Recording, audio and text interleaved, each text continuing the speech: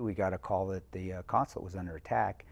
Walked out of my door. I was actually about ready to hit the rack for the night, go to bed for the night, and you could just hear the firefight. It was explosions. You see the tracers. Less than a mile from the consulate in a CIA complex called the Annex, Kris Paronto says he and his colleagues prepared to engage the enemy, even though protecting the ambassador and consulate was not part of their mission. What was the first moment that you knew something was wrong?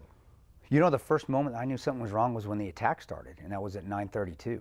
Throughout the day, it was very quiet. There were no protests, as been the popular narrative by the U.S. government. Paronto says the team prepared for battle, but were stopped by their chief of base. How long time do you think went by between the time that wait order was first given? Sure. And then the stand down order?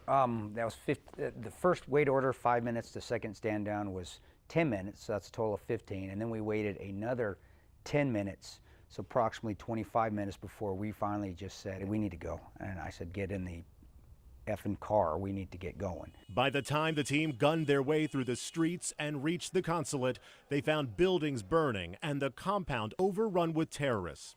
Paronto and the Annex security team fought off the attackers until morning. 4 Americans died. U.S. Ambassador Kris Stevens, Information Management Officer Sean Smith, and 2 members of Paronto's team, Tyrone Woods and Glenn Doherty. If we would have got left at that 5 minutes, Ambassador Stevens, Sean Smith would still be alive. I've said it before. I've said it to every government agency that's asked me. Said to every news organization I've talked to. I'm saying it to you too here, David. Is they would still be alive. That's got to be a heavy weight to carry. I call when the demons come. The demons come in at night, and I deal with it. And it's just going to be there forever. It's a burden that we'll all carry. On September 16, 2014, some congressmen questioned Paronto's and the security team's recollection of the attacks. Myths continue to be brought up, and one of the big ones is the whole issue of a stand-down order, which was never given.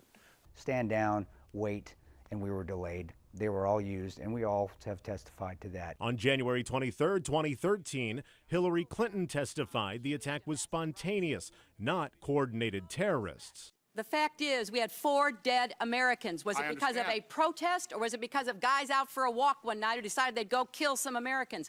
What difference at this point does it make? What was it like to see Hillary Clinton lose it in front of the committee like that? That was the deepest disrespect that you could have given to any of us. What difference does it make? Are you kidding me? My buddies just died on the roofs, and then their bodies were thrown off the roofs by the Delta operators when we were trying to get them down.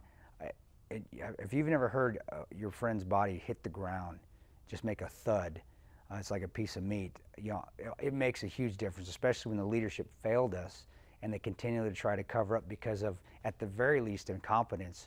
At the worst, they wanted us to die. Through the media and his book, Paronto says he will continue to fight for the truth, sharing his view of September 11, 2012, until his fallen brothers get the honor and respect they deserve. As long as they keep calling us liars, call our story a fabrication, saying we're embellishing it, I'm just digging in. Because I don't have any more wars to fight. I can't deploy anymore. So this is my war.